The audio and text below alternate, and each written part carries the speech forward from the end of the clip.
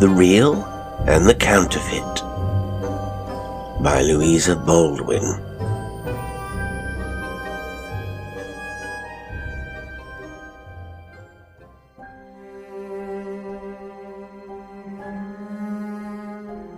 Will Musgrave determined that he would neither keep Christmas alone, nor spend it again with his parents and sisters in the south of France.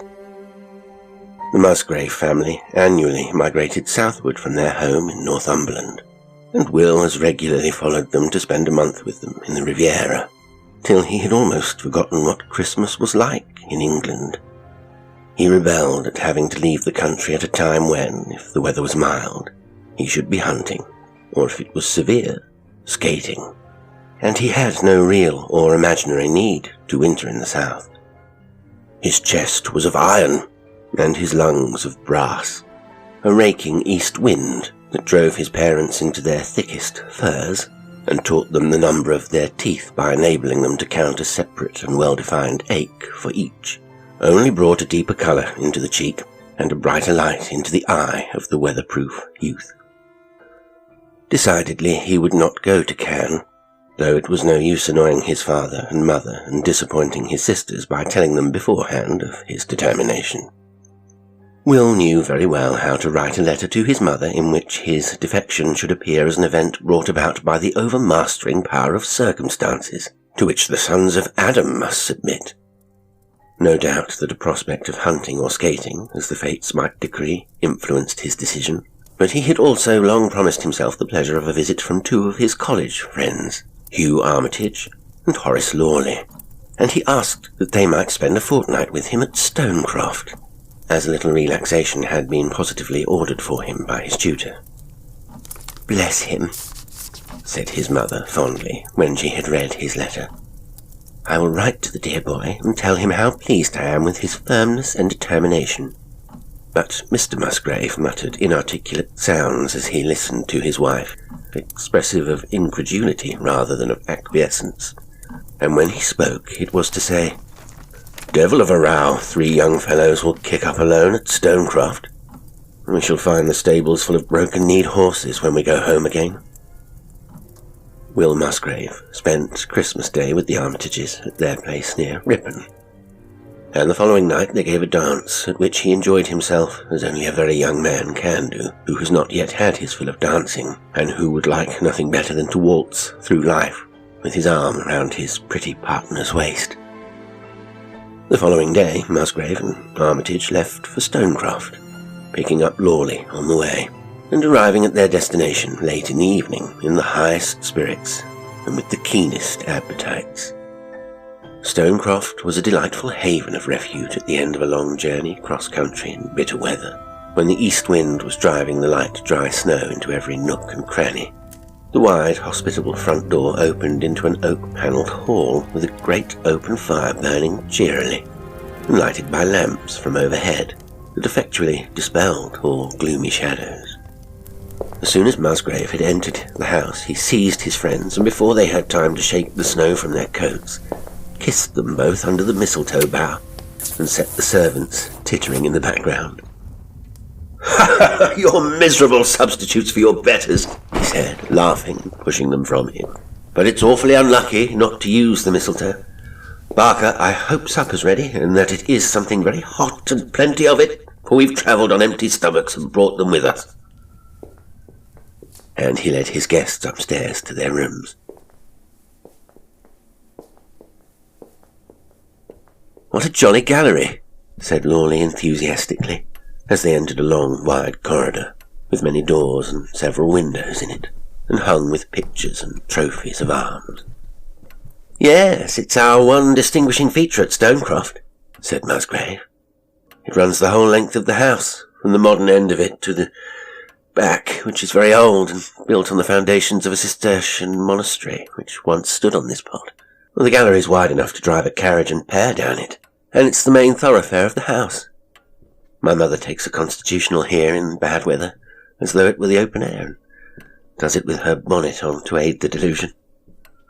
Armitage's attention was attracted by the pictures on the walls, and especially by the life-size portrait of a young man in a blue coat, with powdered hair, sitting under a tree with a staghound lying at his feet. "An ancestor of yours?" he said, pointing at the picture. "Oh, they're all one's ancestors, and a motley crew they are, I must say for them. It may amuse you and Lawley to find from which of them I derive my good looks. That pretty youth whom you seem to admire is my great-great-grandfather. He died at 22. A preposterous age for an ancestor. But come along, Armitage, you'll have plenty of time to do justice to the pictures by daylight. And I want to show you your rooms. I see everything is arranged comfortably. We are close together.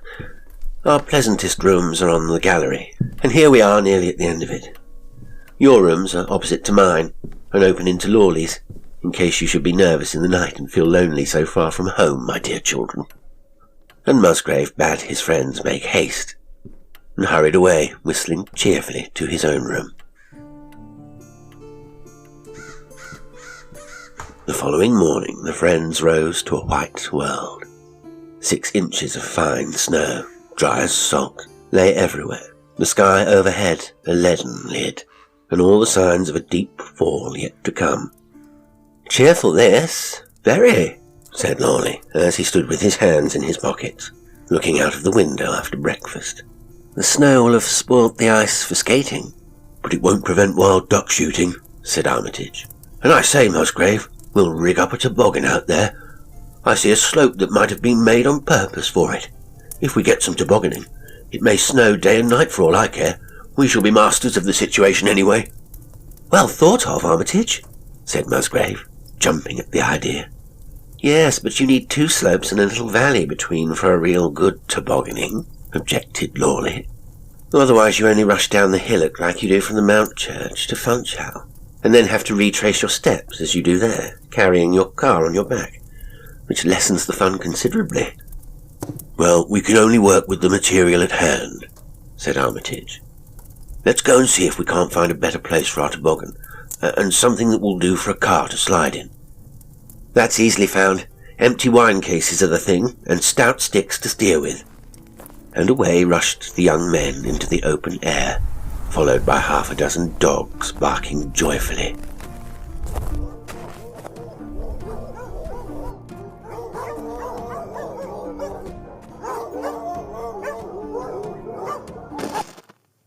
"By Jove! If the snow keeps firm, we'll put runners on strong chairs and walk over to see the Harradines at Garthside, and ask the girls to come out sledging, and we'll push them," shouted Musgrave to Lawley and Armitage, who had outrun him in the vain attempt to keep up with a deerhound that headed the party.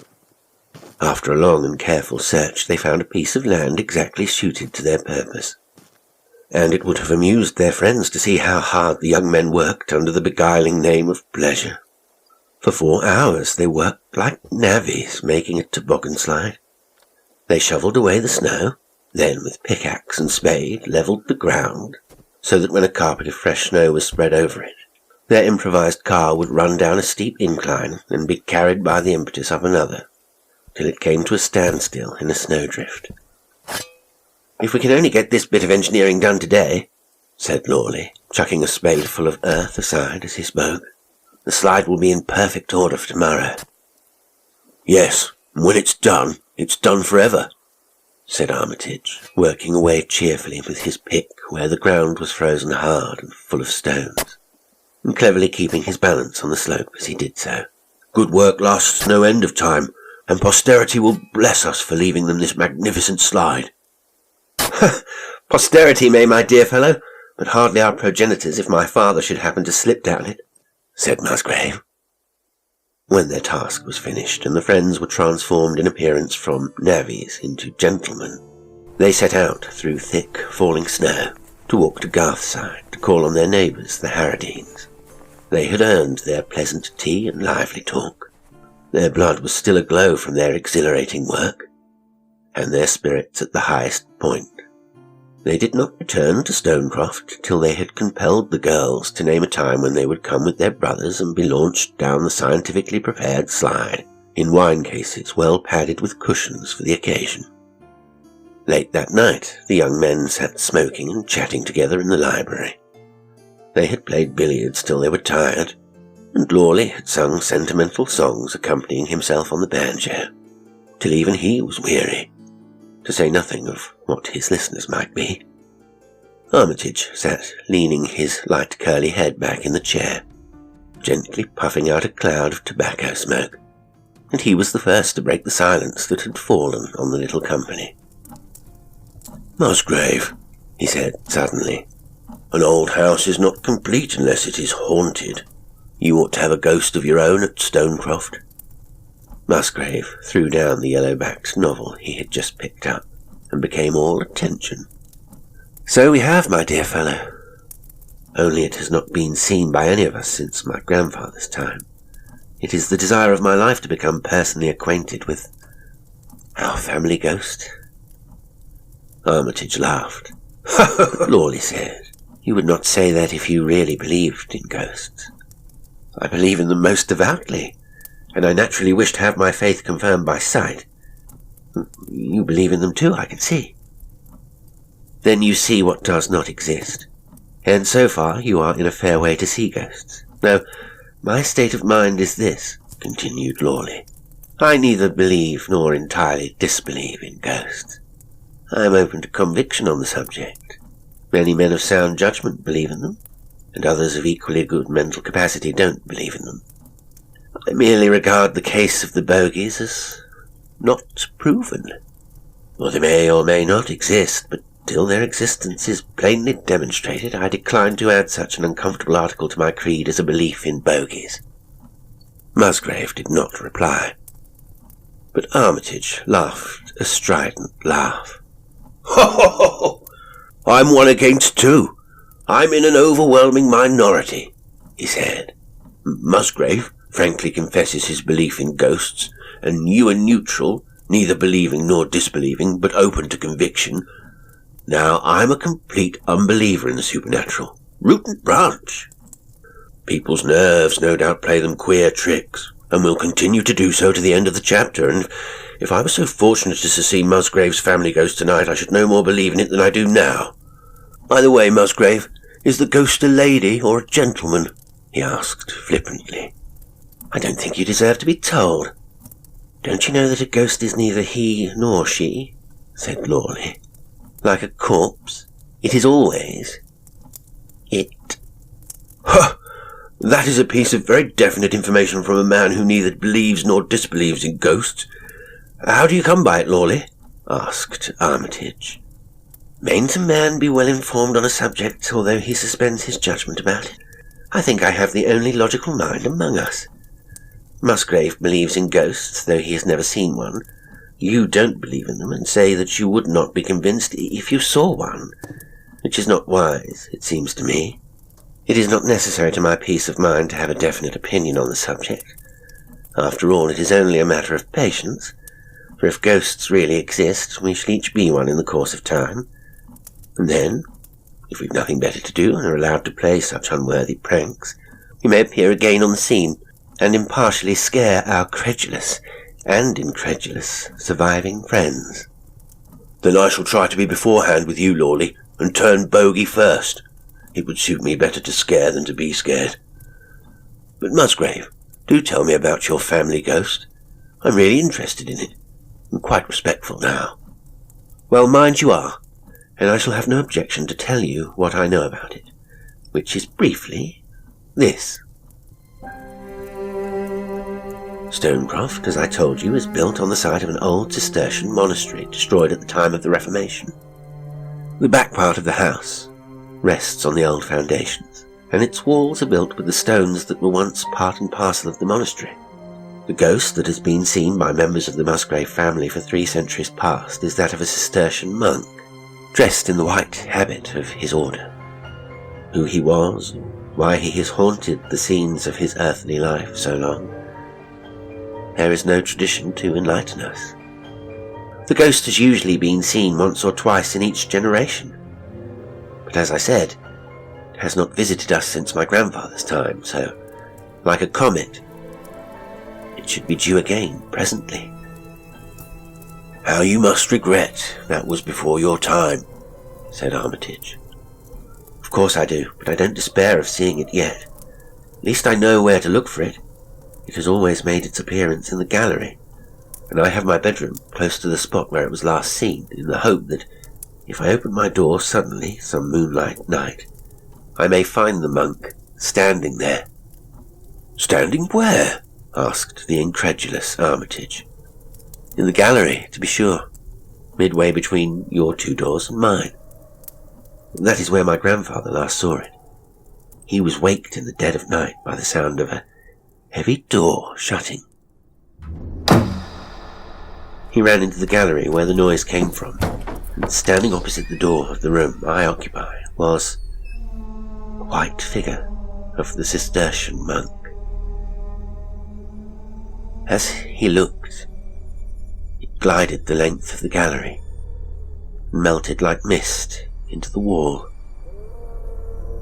The spot where he disappeared is on the old foundations of the monastery, so that he was evidently returning to his own quarters." "Your grandfather believed that he saw a ghost?" asked Armitage disdainfully. Could he doubt the evidence of his senses? He saw the thing as clearly as we see each other now, and it disappeared like a thin vapour against the wall. "My dear fellow, don't you think that it sounds more like an anecdote of your grandmother than of your grandfather?" remarked Armitage. He did not intend to be rude, though he succeeded in being so, as he was instantly aware by the expression of cold reserve that came over Musgrave's frank face. Forgive me, but I can never take a ghost story seriously," he said. "But this much I will concede. They may have existed long ago in what were literally the Dark Ages, when rushlights and sputtering dip candles could not keep the shadows at bay. But in this latter part of the 19th century, when gas and the electric light have turned night into day, you have destroyed the very conditions that produced the ghost, or rather the belief in it, which is the same thing. Darkness has always been bad for human nerves. I can't explain why, but so it is. My mother was in advance of the age on the subject, and always insisted on having a good light burning in the night nursery, so that when as a child I woke from a bad dream, I was never frightened by the darkness.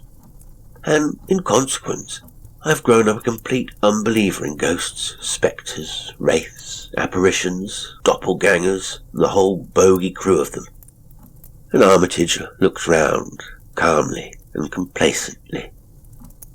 "Perhaps I might have felt as you do if I had not begun life with the knowledge that our house was haunted," replied Musgrave, with visible pride in the ancestral ghost. "I only wish that I could convince you of the existence of the supernatural from my own personal experience. I always feel it to be the weak point in a ghost story, that it is never told in the first person. It is a friend, or a friend of one's friend, who was the lucky man and actually saw the ghost." And Armitage registered a vow to himself that within a week from that time, Musgrave should see his family ghost with his own eyes, and ever after be able to speak with his enemy in the gate. Several ingenious schemes occurred to his inventive mind for producing the desired apparition, but he had to keep them burning in his breast. Lawley was the last man to aid and abet him in playing a practical joke on their host, and he feared he should have to work without an ally. And though he would have enjoyed his help and sympathy, it struck him that it would be a double triumph achieved if both his friends should see the Cistercian monk. Musgrave already believed in ghosts, and was prepared to meet one more than halfway, and Lawley, though he pretended to a judicial and impartial mind concerning them, was not unwilling to be convinced of their existence, if it could be visibly demonstrated to him. Armitage became more cheerful than usual as circumstances favoured his impious plot. The weather was propitious for the attempt he meditated, as the moon rose late and was approaching the full. On consulting the almanac, he saw with delight that 3 nights hence she would rise at 2 a.m., and an hour later the end of the gallery nearest Musgrave's room would be flooded with her light. Though Armitage could not have an accomplice under the roof, he needed one within reach who could use needle and thread to run up a specious imitation of the white robe and hood of a Cistercian monk. And the next day, when they went to the Harradines to take the girls out in their improvised sledges, it fell to his lot to take charge of the youngest Miss Harradine. As he pushed the low chair on runners over the hard snow, nothing was easier than to bend forward and whisper to Kate, "I'm going to take you as fast as I can so that no one can hear what we're saying. I want you to be very kind and help me play a perfectly harmless practical joke on Musgrave. Will you promise to keep my secret for a couple of days, when we shall all enjoy a laugh over it together?" "Oh yes, I'll help you with pleasure, but make haste and tell me what your practical joke is to be." "I want to play ancestral ghost to Musgrave, and make him believe that he has seen the Cistercian monk in his white robe and cowl, that was last seen by his respected, credulous grandpapa." "What a good idea! I know he is always longing to see the ghost, and takes it as a personal affront that it has never appeared to him. But might it not startle him more than you intend?" And Kate turned her glowing face towards him, and Armitage involuntarily stopped the little sledge. "For it is one thing to wish to see a ghost, you know, and quite another to think that you see it." "Oh, you need not fear for Musgrave. We shall be conferring a positive favour on him in helping him see what he's so wishful to see. I'm arranging it so that Lawley shall have the benefit of the show as well, and see the ghost at the same time with him. And if two strong men are not a match for one bogey, leave alone a homemade counterfeit one, it's a pity." "Well, if you think it's a safe trick to play, no doubt you are right. But how can I help you? With the monk's habit, I suppose." "Exactly. I shall be so grateful to you if you will run up some sort of garment that will look passably like a white Cistercian habit to a couple of men, who I don't think will be in a critical frame of mind during the short time they are allowed to see it. I really wouldn't trouble you if I were anything of a sempster. Is that the masculine of sempstress? Myself. But I'm not. A thimble bothers me very much, and at college, when I have to sew on a button, I push the needle through on one side with a threepenny bit, and pull it out the other with my teeth, and it's a laborious process." Kate laughed merrily. "Oh, I can easily make something or other out of a white dressing gown fit for a ghost to wear, and fasten a hood to it." Armitage then told her the details of his deeply laid scheme. How he would go to his room when Musgrave and Lawley went to theirs on the eventful night, and sit up till he was sure that they were fast asleep. Then, when the moon had risen, and if her light was obscured by clouds, he would be obliged to postpone the entertainment till he could be sure of her aid. He would dress himself as the ghostly monk, put out the candles, softly open the door, and look into the gallery to see if all was ready. Then I shall slam the door with an awful bang, for that was the noise that heralded the ghost's last appearance, and it will wake Musgrave and Lawley, and bring them both out of their rooms like a shot. Lawley's door is next to mine, and Musgrave's opposite, so that each will command a magnificent view of the monk at the same instant. And they can compare notes afterwards at their leisure." "But what shall you do if they find you out at once?" "Oh, they won't do that. The cowl will be drawn over my face, and I shall stand with my back to the moonlight. My private belief is that, in spite of Musgrave's yearning after a ghost, he won't like it when he thinks he sees it, nor will Lawley, and I expect they'll dart back into their rooms and lock themselves in as soon as they catch sight of the monk. That would give me time to whip back into my room, turn the key, slip off my finery, hide it, and be roused with difficulty from a deep sleep when they come knocking at my door to tell me what a horrible thing has happened. And one more ghost story will be added to those already in circulation." And Armitage laughed aloud in anticipation of the fun. "It is to be hoped that everything will happen just as you have planned it, and then we shall all be pleased. And now will you turn the sledge round and let us join the others? We have done conspiring for the present. If we are seen talking so exclusively to each other, they will suspect that we are brewing some mischief together. Oh, how cold the wind is! I like to hear it whistle in my hair," said Kate, as Armitage deftly swung the little sledge round and drove it quickly before him, facing the keen north wind, as she buried her chin in her warm furs. Armitage found an opportunity to arrange with Kate that he would meet her halfway between Stonecroft and her home on the afternoon of the next day but one, when she would give him a parcel containing the monk's habit. The Harradines and their house party were coming on Thursday afternoon to try the toboggan slide at Stonecroft, but Kate and Armitage were willing to sacrifice their pleasure to the business they had in hand. There was no other way but for the conspirators to give their friends the slip for a couple of hours, when the important parcel would be safely given to Armitage, secretly conveyed by him to his own room, locked up till he should want it in the small hours of the morning. When the young people arrived at Stonecroft, Miss Harradine apologised for her younger sister's absence, occasioned, she said, by a severe headache. Armitage's heart beat rapidly when he heard the excuse, and he thought how convenient it was for the inscrutable sex to be able to turn on a headache at will, as one turns on hot or cold water from a tap. After luncheon, as there were more gentlemen than ladies, and Armitage's services were not necessary at the toboggan slide, he elected to take the dogs for a walk, and set off in the gayest spirits to keep his appointment with Kate.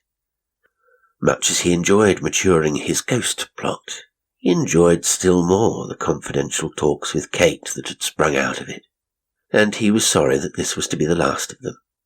But the moon in heaven could not be stayed for the performance of his little comedy, and her light was necessary to its due performance. The ghost must be seen at 3 o'clock next morning, at the time and place arranged, when the proper illumination for its display would be forthcoming. As Armitage walked swiftly over the hard snow, he caught sight of Kate at a distance. She waved her hand gaily and pointed smiling to the rather large parcel she was carrying. The red glow of the winter sun shone full upon her, bringing out the warm tints in her chestnut hair, and filling her brown eyes with soft lustre, and Armitage looked at her with undisguised admiration. "It's awfully good of you to help me so kindly," he said as he took the parcel from her, "and I shall come round tomorrow to tell you the result of our practical joke. But how is the headache?" he asked, smiling. "You look so unlike aches or pains of any kind, I was forgetting to inquire about it." "Thank you. It is better. It is not altogether a made-up headache, though it happened opportunely. I was awake in the night, not in the least repenting that I was helping you, of course, but wishing it was all well over. One has heard of this kind of trick sometimes proving too successful, of people being frightened out of their wits by a make-believe ghost, and I should never forgive myself if Mr. Musgrave or Mr. Lawley were seriously alarmed." "Really, Miss Harradine, I don't think that you need give yourself a moment's anxiety about the nerves of a couple of burly young men. If you are afraid for anyone, let it be for me. If they find me out, they will fall upon me and rend me limb from limb on the spot. I can assure you I am the only one for whom there is anything to fear." And the transient gravity passed like a cloud from Kate's bright face, and she admitted that it was rather absurd to be uneasy about two stalwart young men, compounded more of muscle than of nerves. And they parted, Kate hastening home as the early twilight fell, and Armitage, after watching her out of sight, retracing his steps with the precious parcel under his arm. He entered the house unobserved, and reaching the gallery by a back staircase, felt his way in the dark to his room. He deposited his treasure in the wardrobe, locked it up, and, attracted by the sound of laughter, ran downstairs to the drawing-room. Will Musgrave and his friends, after a couple of hours of glowing exercise, had been driven indoors by the darkness, nothing loath to partake of tea and hot cakes, while they talked and laughed over the adventures of the afternoon. "Wherever have you been, old fellow?" said Musgrave, as Armitage entered the room. "I believe you've a private toboggan of your own somewhere that you keep quiet. If only the moon rose at a decent time instead of some unearthly hour in the night, when it's not of the slightest use to anyone, we would have gone out looking for you." "You wouldn't have had far to seek. You'd have met me on the turnpike road." "But why this subdued and chastened taste? Imagine preferring a constitutional on the high road when you might have been tobogganing with us." "My poor friend, I'm afraid you are not feeling well," said Musgrave, with an affection of sympathy that ended in boyish laughter and a wrestling match between the two young men, in the course of which Lawley more than once saved the tea-table from being violently overthrown. Presently, when the cakes and toast had disappeared before the youthful appetites, Lanterns were lighted, and Musgrave and his friends and the Harradine brothers set out as a bodyguard to take the young ladies home. Armitage was in riotous spirits, and finding that Musgrave and Lawley had appropriated the two prettiest girls in the company, waltzed untrammelled along the road before them with lantern in hand, like a very will-o'-the-wisp. The young people did not part till they had planned fresh pleasures for the morrow, and Musgrave, Lawley and Armitage returned to Stonecroft to dinner, making the thin air ring to the jovial songs with which they beguiled the homeward journey. Late in the evening, when the young men were sitting in the library, Musgrave suddenly exclaimed as he reached down a book from an upper shelf, "Hello! I've come on my grandfather's diary, his own account of how he saw the white monk in the gallery. Lawley, you may read it if you like, but it shan't be wasted on an unbeliever like Armitage. By Jove, what an odd coincidence. It's 40 years this very night, 30th of December, since he saw the ghost." And he handed the book to Lawley, who read Mr. Musgrave's narrative with close attention. "Is it a case of almost thou persuadest me?" asked Armitage, looking at his intent and knitted brow. "I hardly know what I think. Nothing positive either way at any rate." And he dropped the subject, for he saw Musgrave did not wish to discuss the family ghost in Armitage's unsympathetic presence. They retired late, and the hour that Armitage had so gleefully anticipated drew near. "Good night, both of you," said Musgrave as he entered his room. "I shall be asleep in 5 minutes. All this exercise in the open air makes a man absurdly sleepy at night." And the young men closed their doors, and silence settled down upon Stonecroft Hall. Armitage and Lawley's rooms were next to each other, and in less than a quarter of an hour Lawley shouted a cheery good night. "Good night," which was loudly returned by his friend. "Good night." Then Armitage felt somewhat mean and stealthy. Musgrave and Lawley were both confidingly asleep, while he sat up alert and vigilant, maturing a mischievous plot that had for its object the awakening and scaring of both the innocent sleepers. He dared not smoke to pass the tedious time, lest the telltale fumes should penetrate into the next room through the keyhole, and inform Lawley, if he woke for an instant, that his friend was awake too, and behaving as though it were high noon. Armitage spread the monk's white habit on the bed, and smiled as he touched it, to think that Kate's pretty fingers had been so recently at work upon it. He need not put it on for a couple of hours yet, and to occupy the time he sat down to write. He would have liked to take a nap, but he knew that if he once yielded to sleep, nothing would wake him till he was called at 8 o'clock in the morning. As he bent over his desk, the big clock in the hall struck 1. So suddenly and sharply it was like a blow on the head, and he started violently. "What a swinish sleep Lawley must be in that he can't hear a noise like that," he thought, as snoring became audible from the next room. Then he drew the candles nearer to him, and settled once more to his writing. A pile of letters testified to his industry, when again the clock struck. But this time he expected it, and it did not startle him.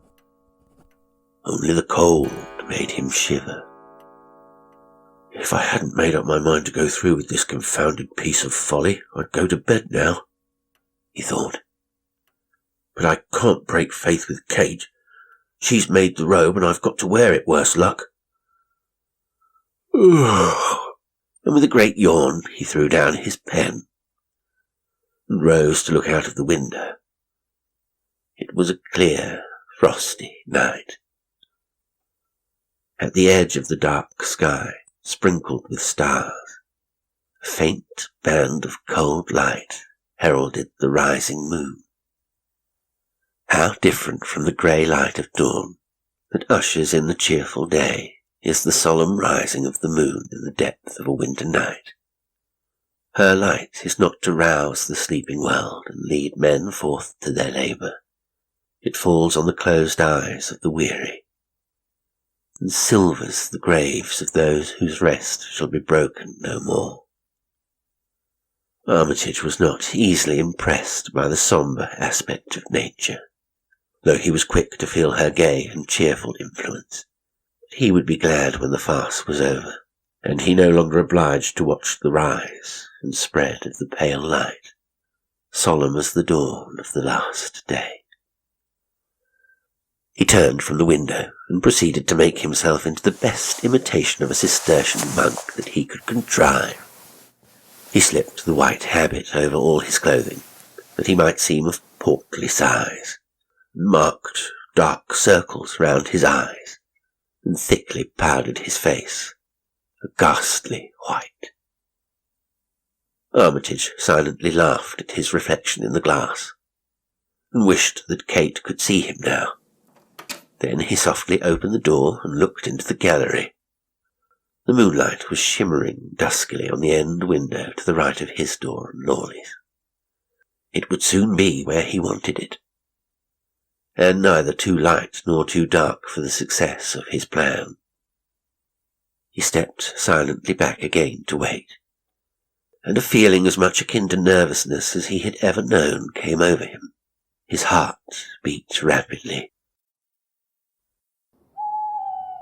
He started like a timid girl when the silence was suddenly broken by the hooting of an owl. He no longer cared to look at himself in the glass. He had taken fright of the mortal pallor of his powdered face. Hang it all! I wish Lawley hadn't left off snoring. It was quite companionable to hear him. And again he looked into the gallery. Now the moon shed her cold beams where he intended to stand. He put out the light and opened the door wide. And stepping into the gallery, through it too with an echoing slam that only caused Musgrave and Lawley to start and turn on their pillows. Armitage stood dressed as the ghostly monk of Stonecroft in the pale moonlight in the middle of the gallery, waiting for the door on either side to fly open and reveal the terrified faces of his friends. He had time to curse the ill luck that made them sleep so heavily, that night of all nights, and to fear lest the servants had heard the noise their master had been deaf to, and would come hurrying to the spot and spoil the sport. But no one came. And as Armitage stood, the objects in the long gallery became clearer every moment, as his sight accommodated itself to the dim light. I never noticed before that there was a mirror at the end of the gallery. I should not have believed the moonlight was bright enough for me to see my own reflection so far off. Only white stands out so in the dark. But is it my own reflection? Confound it all.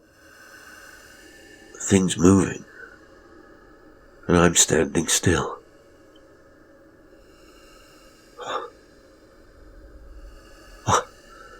I know what it is. It's Musgrave dressed up to try to give me a fright, and Lawley's helping him. They've forestalled me. That's why they didn't come out of their rooms when I made a noise fit to wake the dead.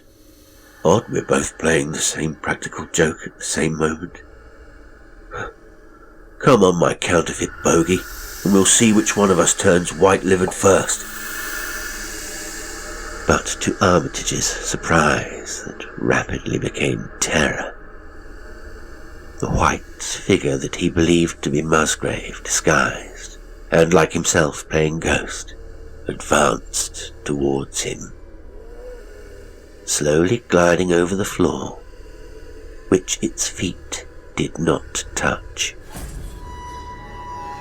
Armitage's courage was high, and he determined to hold his ground against the something ingeniously contrived by Musgrave and Lawley to terrify him into belief in the supernatural. but a feeling was creeping over the strong young man that he had never known before. He opened his dry mouth as the thing floated towards him, and there issued a hoarse, inarticulate cry that woke Musgrave and Lawley and brought them to their doors in a moment, not knowing by what strange fright they had been startled out of their sleep. Do not think them cowards that they shrank back, appalled from the ghostly forms the moonlight revealed to them in the gallery. But as Armitage vehemently repelled the horror that drifted nearer and nearer to him, the cowl slipped from his head, and his friends recognized his white face, distorted by fear, and, springing towards him as he staggered, supported him in their arms. The Cistercian monk passed them like a white mist that sank into the wall, and Musgrave and Lawley were alone with the dead body of their friend, whose masquerading dress had become his shroud.